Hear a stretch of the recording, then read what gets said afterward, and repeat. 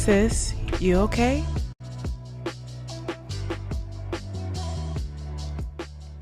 Welcome back to another episode of Hey Sis, You Okay? I'm your host, Kelly Robinson. And I'm Kai Robinson. How are you doing, sis? Hanging in there. Glad it's spring. Glad it's the weather's finally breaking. Yes. Coming out of the dark. So yeah, I'm excited. Yes. It was a great month of March, Women's History, International History Month. Our February drive, diaper drive, was such a success. Yep. Thank you to everyone who donated. Our closet is full now, so we're just very excited. And we have a very special guest today. I'm really excited to introduce you all. And we'll let her introduce herself. Hi, my name's Abi McLane, and I am the new CEO at the YWCA Pierce County. Yes, well, congratulations, Abby, on that new position of yours. Thank you for being here. We're so excited just to learn a little bit more about you, your new role, and kind of what your goals are with that new role. Yeah, thank you. And I just want to jump in and say, this is a long time relationship. I've known Abby for, oh boy, has it been 20 years? Abby started with our sister's house. She was hired by my mom. We have loved Abby since the day we met her, and that has not changed. I'm very proud of this young lady right here, and I'm so glad that we can be in community again together. When Abby was at the Family Justice Center, and then when she took that pause, we stayed in touch. We met for lunch. What was it, about quarterly? It's when my car got hit, too. I know. Yeah, we were at lunch at, what was that place called? Rosewood. The Rosewood. Hot day. We waited forever for a table outside. Got outside and then burned up in the sun. And then while we were sitting there, somebody came and said, do you have a white SUV? And I was like, yeah. Backed into it. And I think your car was totaled, right? Yeah, this older gentleman backed into it. Crazy. And totaled it. I was like, bummer. But it all worked out, right? You got it was totally worth doing lunch with you for that. It was. Yeah. So this is a great relationship that we have. And so we wanted to have you on today. It's almost the end of Women's History Month. Yeah. You were the woman that we picked that we wanted to highlight and have a conversation with. So so just tell us about your journey. What has it been like getting to where you are right now? What's it been like? Well, I mean, you hit on a big part of it. I think that our sister's house has been the foundation of my journey, particularly here in Pierce County. I'll never forget it. It was, I think, the day after Valentine's Day, and your mom called me for an interview. Wow. And I was a senior at Pacific Lutheran University. I'd been working in, it was called the Women's Center, now it's the Gender Equity Center. I was working there, and Bobby Hughes and Jennifer and Jonathan had been like, you should apply for this position. And so I applied for it, and your mom called me. I was like in Barnes and Noble. Wow, that's amazing that you remember that. Yeah. I think this is like one of those like foundational things. She like called me in for an interview, and you guys placed me at a DSHS office, which I think was like one of those moments where it's like kind of baptism by fire. Like you throw in there and you're like, okay, you are the expert here. Like you are the person who's really helping keep people focused on the experience of this person that's receiving benefits, the experience of how domestic violence is playing into this and what this looks like and how it's impacting them in all these other spaces. And like you had no option but to walk in with like, you had to be confident because you were the only one, right? And I feel like you all did a really good job of being like, you've got this, go in and like, let's see what you can get done. And so I was out in Puyallup, and I was out there for a while, and then when the spot opened at the Family Justice Center, you moved me down there. And I think that like having that confidence in me was huge that early in my career. And being like, okay, this organization believes that I can do this. They think I have the capacity to like move into this other space and be here. And I think the other thing was so unique about like kind of being raised in that model is like OSH, you are always in partnership and collaboration, and you're always putting your advocates in spaces where like you're really butting up against things and systems in a different way. Like I think that you all uniquely have done that in our community. Thank you. And so like getting the opportunity to like that be my first professional experience doing this work has really foundationally shaped how I've approached my work since then, where I feel really comfortable with Odd friends, right? Like you know, working with systems, doing these things, Right. but being really focused on like why you're there and what you're up to. Right. Like I think you guys have done a really good job of being like, okay, we have these advocates in the courthouse, we have these advocates working at the Family Justice Center, at DSH's places, but you are a community advocate. Like, don't forget that. Right. Right. Like, you are rooted in our mission and the work we're doing.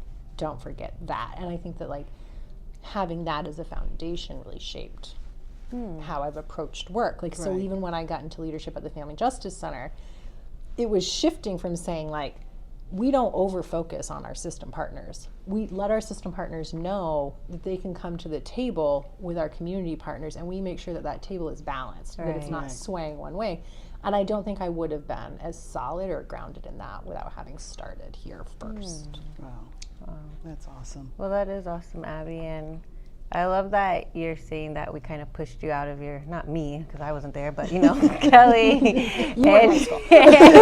Exactly, right? But Maybe like middle Kelly school. Maybe and middle Darren and Betty putting that early confidence into you that you can do this. Has there been other women in your life yeah. that can you share who have also put that confidence in you Yeah. to kind of lead in this world that's kind of male-centered? Yeah, so I am like very fortunate in that I've had a lot of amazing women both in my like personal life and in my professional life, and many of them have then come into my personal life. But growing up, my grandma was a state senator in New Hampshire, and she, after her fifth kid, like the story goes that my aunt came home and she was like 13 and was like kind of being sassy.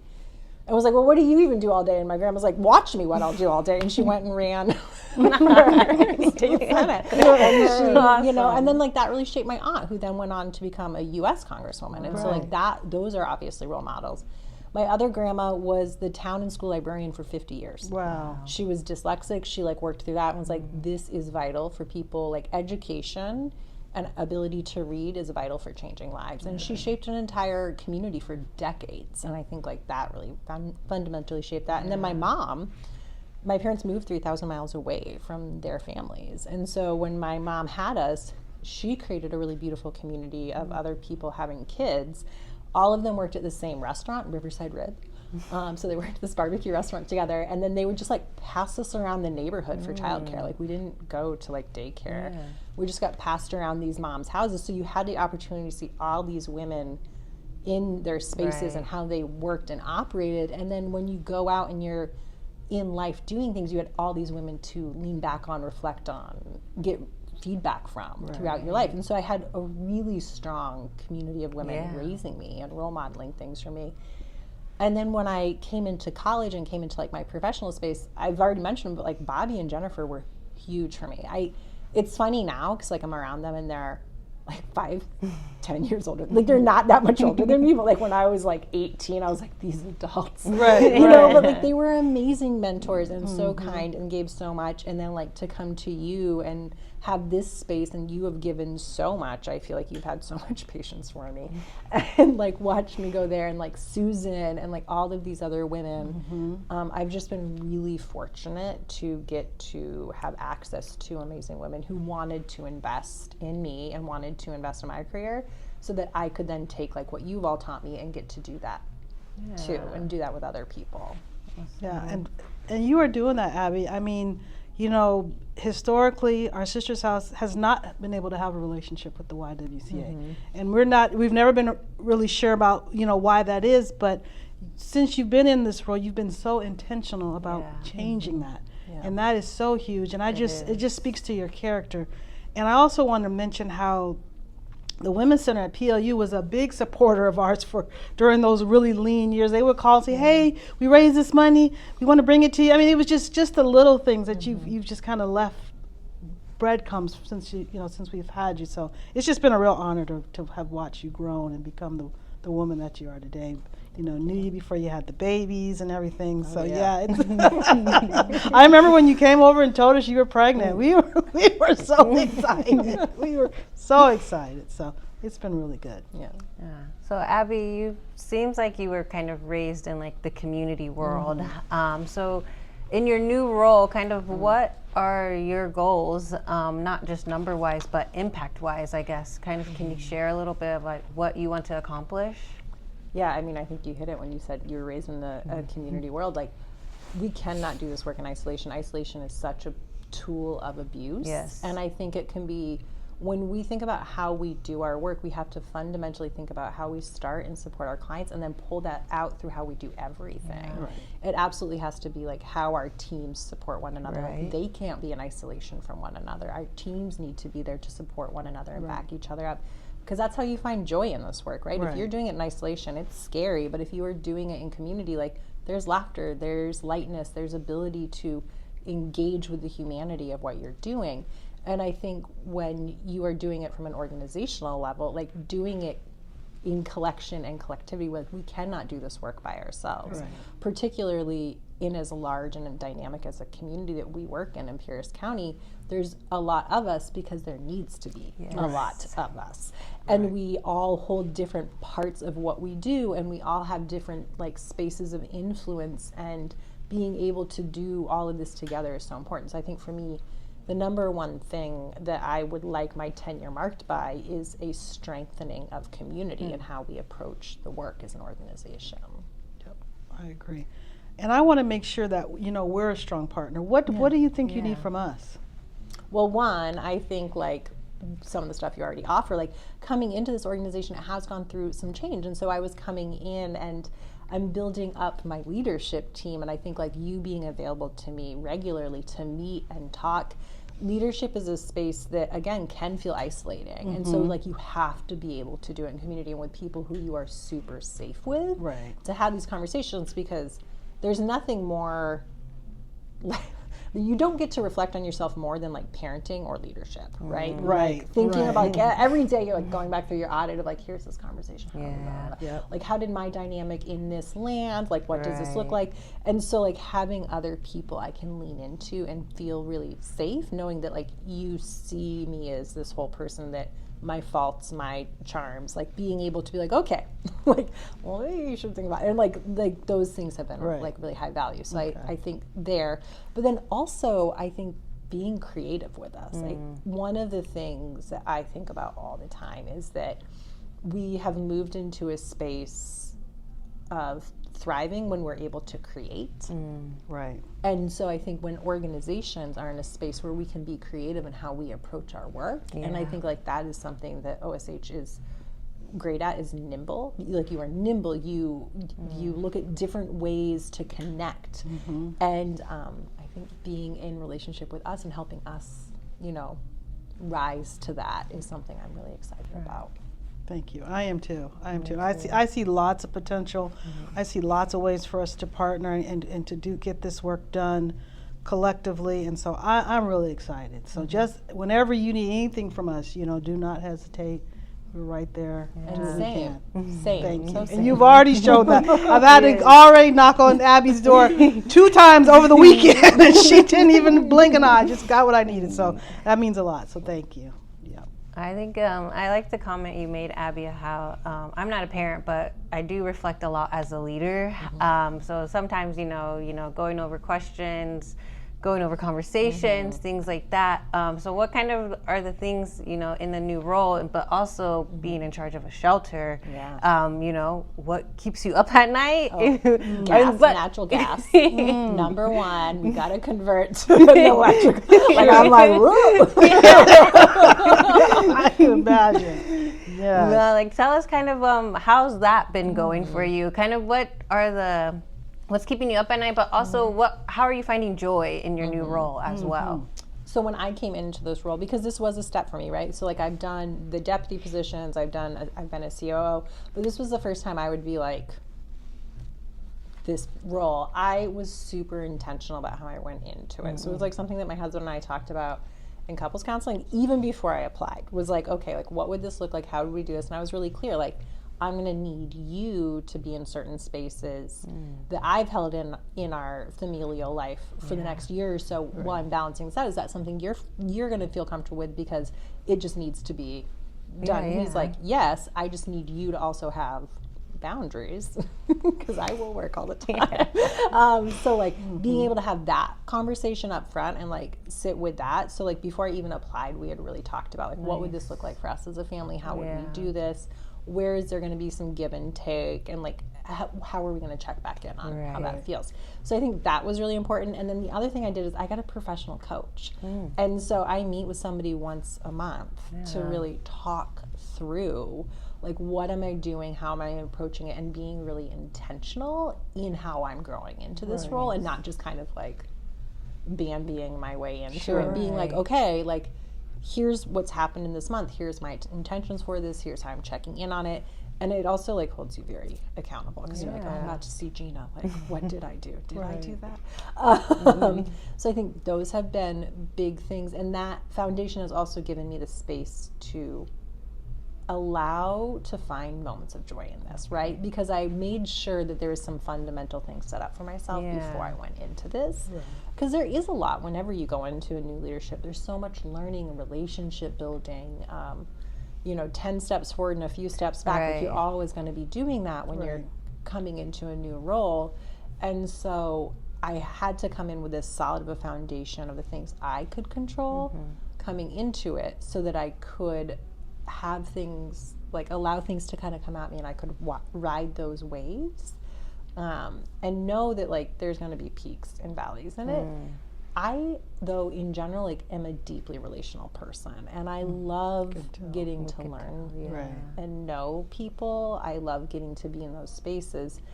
And so that has been really, I think, what has brought me the most joy, is getting to know the team at the YW, getting to really like hear their stories and like hear like what motivated them to come into this work. Why are they coming back every single day? Like what are things that they feel really prideful and joyful of in their work? What are areas that they want to see like grow or change for them and for the organization?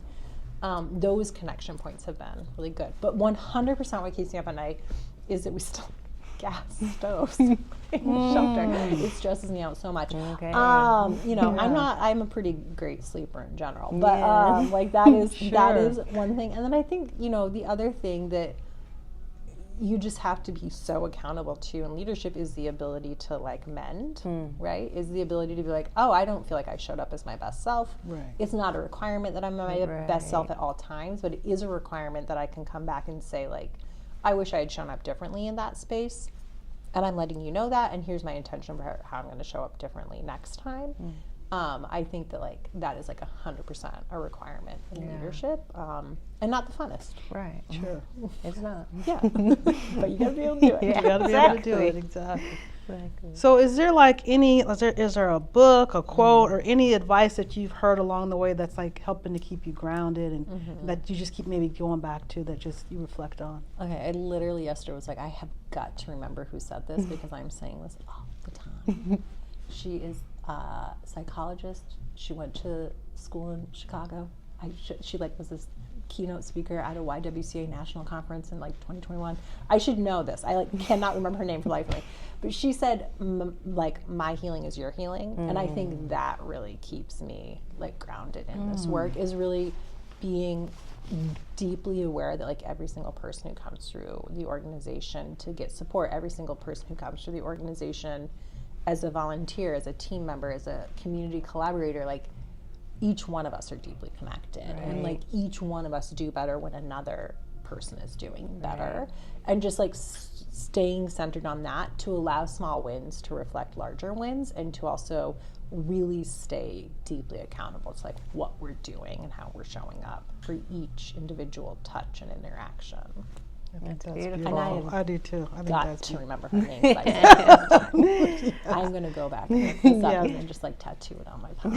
So let us all know who that is too. Yes, but that's really beautiful, and I just love your sense of collaboration and your love for the community, and the love for your team, and the love for the women that you're helping. Abi, is there if you were sitting next to your younger self, is there anything or any advice you would give to your younger self? So, I think everyone is different, right? I think for me, like, I am a very high energy person, and I needed to age to give a little softness to that energy. Okay. I think if my younger self would have taken this feedback, I would have said like, it is okay to slow down. It is okay to like understand and really push and explore how you are in this work. Because I think one of the things was I was always really passionate about this work, but I do remember a phase of my career where I felt stuck, or where I felt like, have I pigeonholed myself? Right. And that was where I needed to like move to Colorado and like work in a, you know, federally qualified health center, like see what it was like to do that, or like, you know, like do these things. And I wish I had been like, you're gonna be okay.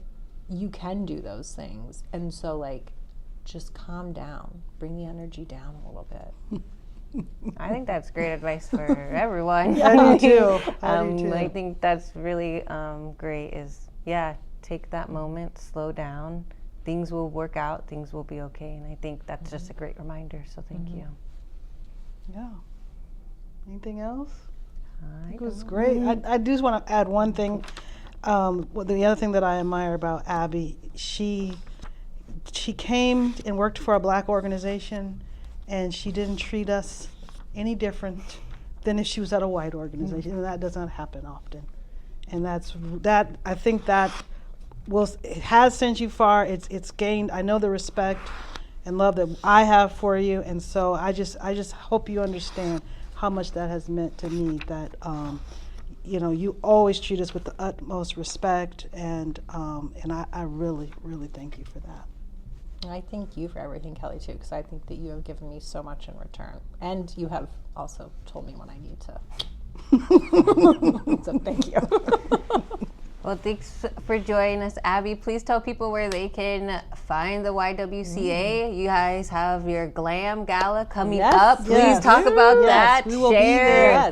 Thank you. Yes. We're very excited. We have GLAM on May 2nd, which is our largest fundraiser. It's going to be at the McGavick Center in Lakewood. We're very excited about it. We are celebrating 120 years of being in the community. That is amazing. It is so amazing. And we're also celebrating 50 years of the shelter. Wow. Okay. And it, Big you know, night. like that's a huge thing. So May 2nd, we'll be there. If people can come, we'd love to celebrate with them. And then you can find us at the YWCA Pierce County or on 405 Broadway. Yeah. Okay. In our beautiful old building that has a million stairs. I always say, like, you know how your circles close? Yes. Yeah. My stair circles always close. Oh, that's funny. Is the pool still? What's going on with the pool? We use it for storage. Okay, Yeah, that's it's what still I saw. there. Okay. Yeah, we've been collecting people's stories, which Okay. has been amazing. Like, what's your YWCA story? And there's so many fun stories about people being like, I learned how to, you know, swim in that pool. Or I remember sitting on the diving board, or I, you know, learned how to do somersaults in a gymnastics class at the organization. It's just been really fun to see all the different iterations of what the YWCA has been in the community. That pool is so cool. Well, that's very exciting, and we're very excited for your event on May 2nd. We will be there. If you guys can't make it, please go online to the YWCA at Pierce County and donate to support the YWCA. Exactly. That is all for Hey Sis. Thank you again for our February drive. And in April, we're doing a Black Hair Care Drive. Woohoo! Yes. Me and Kelly are celebrating our birthdays in April, and we want to stock up our care and services for our Black young girls who need some hair products. So please stay tuned to our newsletter and social media for more information from there. But thanks for watching another episode of Hey Sis, You Okay?